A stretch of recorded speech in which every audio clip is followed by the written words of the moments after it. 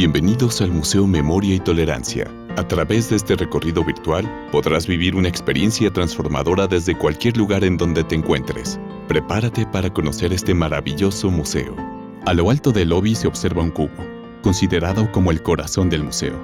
Esta pieza artística, diseñada por el artista Jan Hendricks, representa un árbol de olivo que simboliza la paz.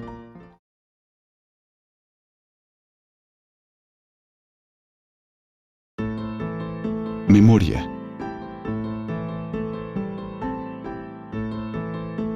El museo abrió sus puertas en el año 2010 como resultado de más de 12 años de trabajo de un grupo de jóvenes mexicanas que tenían el sueño de crear un espacio que fomentara la tolerancia en nuestro país. A diferencia de otros museos que muestran los grandes logros de la humanidad, aquí se expone la capacidad destructiva del ser humano. En el área de memoria se muestran los genocidios, el extremo máximo de la intolerancia. Los genocidios se distinguen de otros crímenes porque con ellos se busca destruir o exterminar a una persona solo por el hecho de ser, de existir. Los seres humanos somos capaces de asesinar a otros solo por considerarlos diferentes. Nuestra capacidad destructiva emerge muy fácilmente.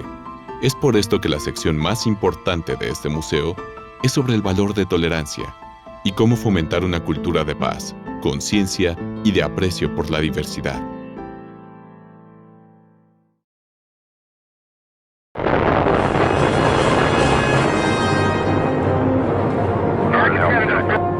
El ser humano ha consolidado un gran desarrollo de pensamiento, sorprendentes avances científicos y una gran riqueza artística y cultural.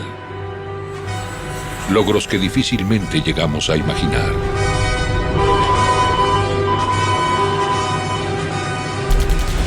Sin embargo, este no es el único camino que hemos recorrido. Las páginas de la historia están plagadas de injusticia, odio y violencia.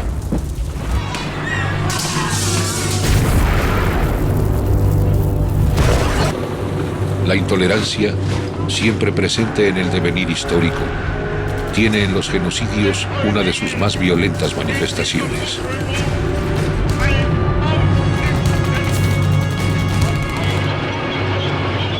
Sin duda, es más alentador contemplar las maravillas del quehacer humano y no su capacidad destructiva. Tenemos una lección pendiente con la historia: la necesidad de practicar la tolerancia.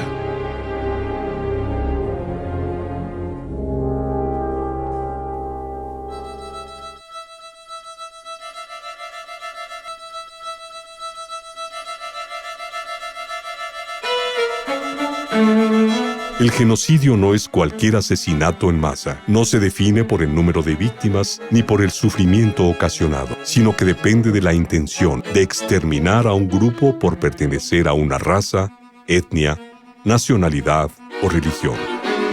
Transitar por los horrores del pasado reciente es una forma de rescatar la memoria, para impedir que la trágica muerte de millones de personas quede en el olvido y que episodios semejantes lastimen nuevamente a la humanidad. Recordar para aprender, aprender para no repetir.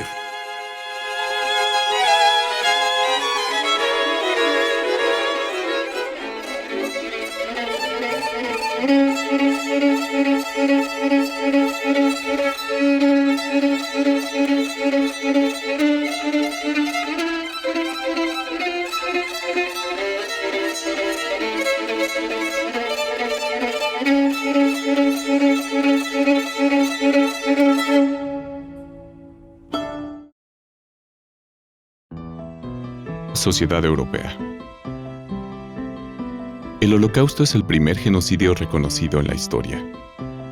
Este hecho sucedió en la Segunda Guerra Mundial, entre 1939 y 1945.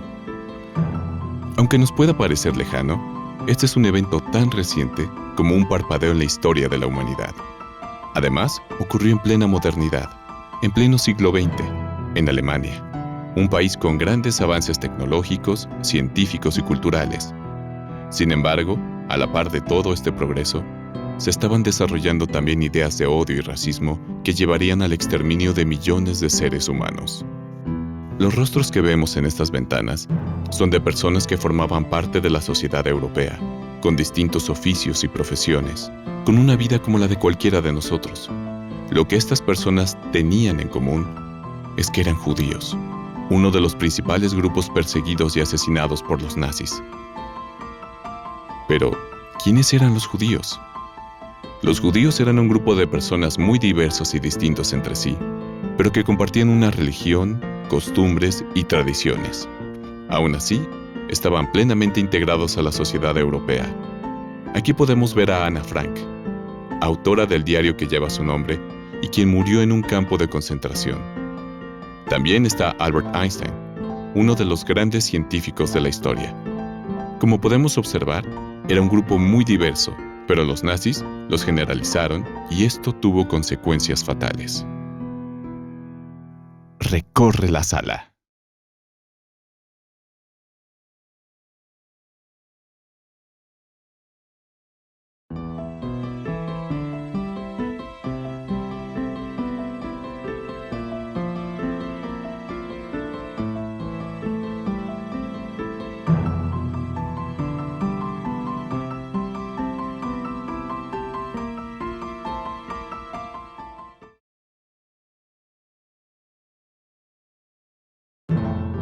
Ascenso del partido nazi. Alemania perdió la Primera Guerra Mundial y, como consecuencia, fue obligada a firmar el Tratado de Versalles, representado museográficamente en las paredes de esta sala. Estos tratados le quitaron a Alemania parte de su territorio, su ejército, y la obligaron a pagar las deudas de la guerra. Esto hundió al país en una severa crisis que fue aprovechada por los nazis. El conjunto de la crisis económica, política y social fueron la tormenta perfecta para que el partido nazi, liderado por Adolfo Hitler, subiera al poder. Él ofreció al pueblo alemán regresarle su grandeza y gloria, así que los alemanes pasaron por alto sus discursos de odio y su promesa de exterminar a millones y lo eligieron para gobernar. A partir de que Hitler subió al poder, su principal objetivo fue establecer una raza superior, la raza aria. Recorre la sala.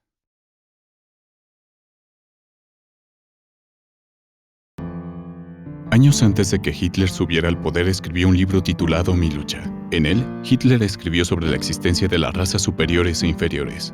Planteó en este libro que había una raza que tenía que dominar y que todas las demás debían desaparecer. Este libro nos muestra que las ideas racistas, esas ideas de odio, Hitler nunca las ocultó. Las expuso desde su primer discurso. La población alemana las conocía y aún así votaron por el partido nazi.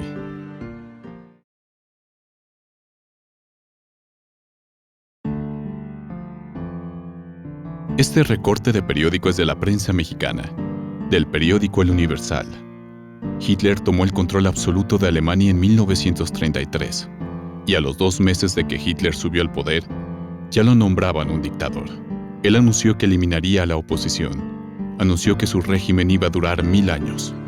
Si esto lo sabían en México, con mayor razón en Alemania, y aún así, a pesar de eso, millones de personas lo siguieron apoyando.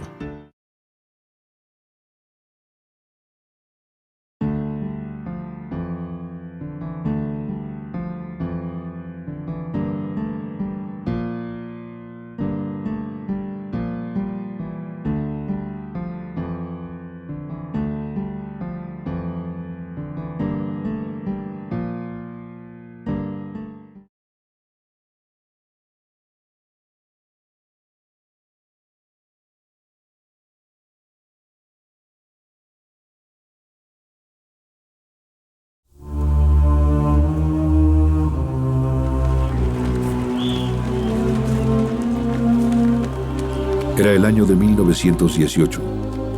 La Primera Guerra Mundial se había llevado el esplendor y la gloria de Alemania. En su lugar quedaba destrucción y miseria.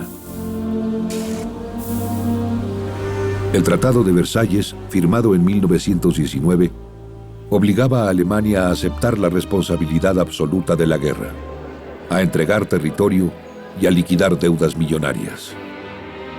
Poco a poco, Alemania se hundía en una crisis económica y política sin precedentes. 1 litro de leche, una pieza de pan, podían llegar a costar billones de marcos.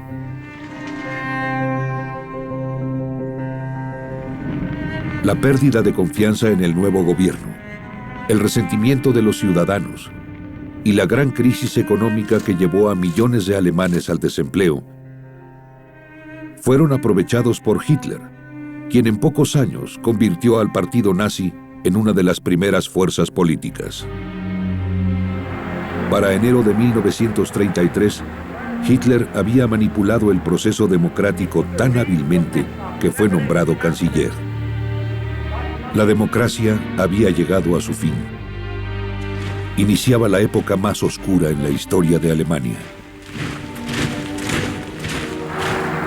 Sin embargo, miles de ciudadanos aclamaban a su nuevo líder, el hombre que prometía llevar a la nación alemana de regreso a su grandeza y gloria. El dictador, cuya hambre absoluta de poder y sus delirios de pureza racial empujarían al borde del abismo a la humanidad.